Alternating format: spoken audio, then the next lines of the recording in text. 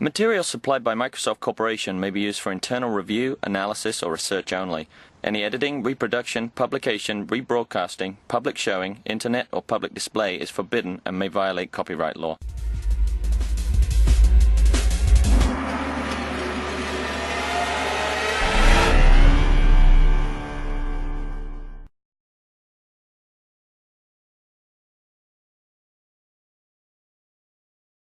Today, what I'm going to show you is a new system we're calling Lightspace. And what we're doing is using some of the new depth sensing cameras technologies to extend the sensing so that it encompasses the entire room. And so what that allows us to do in Lightspace is all of the usual kinds of surface interactions on tabletops, but then we can also fill in the void between, the space between these various surfaces so that we can connect surfaces, so we can move objects from one surface to another just by tracking the person and understanding the 3D shape of the person and where each surface is placed in the environment. Now, one of the things that we're using is this setup, this configuration here of projectors and multiple depth cameras. And together, these are calibrated to a unified 3D model.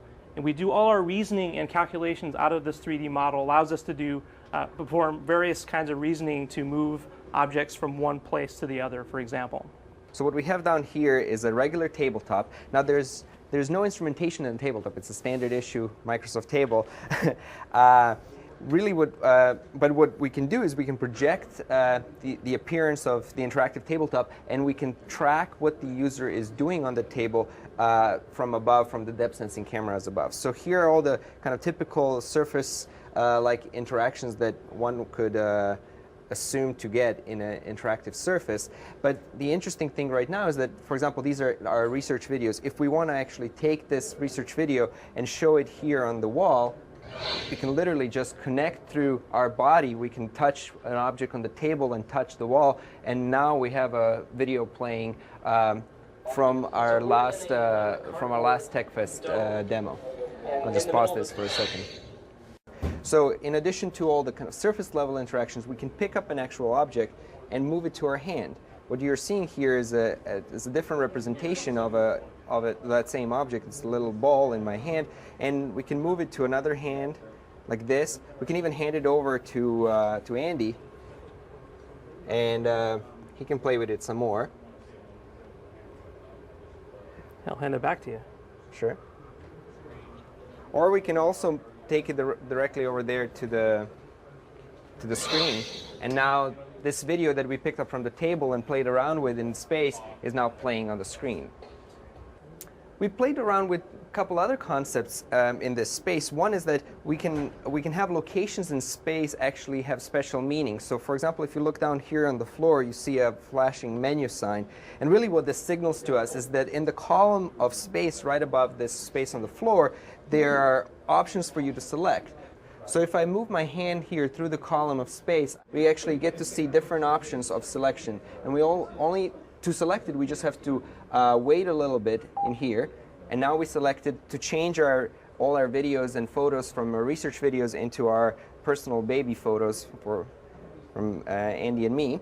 And in addition, last thing that we can select here in the menu is to highlight every person in the space. So right now you're seeing me highlighted as blue. So the system tracks me in the space and I'm highlighted as blue. If some other person comes in, like Andy in here, he's going to be green.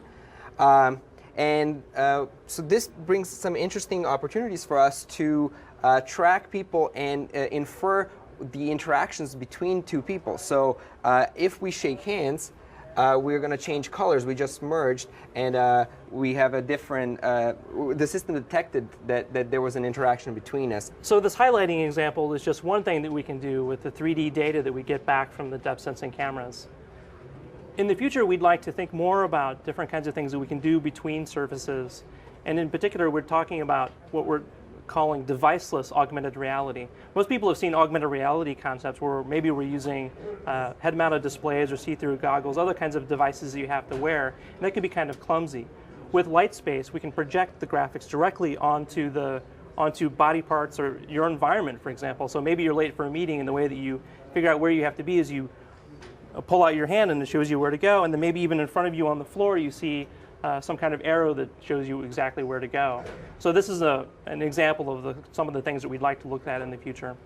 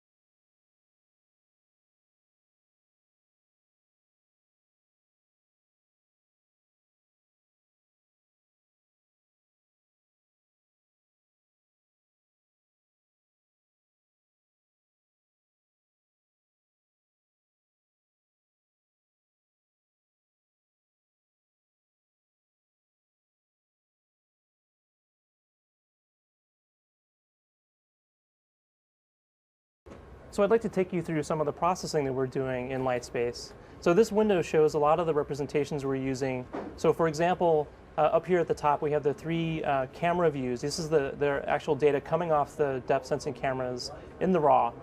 Then what we do is we combine these views into a single 3D model of the space. And we can do that because we have the cameras and the projectors calibrated to this 3D model.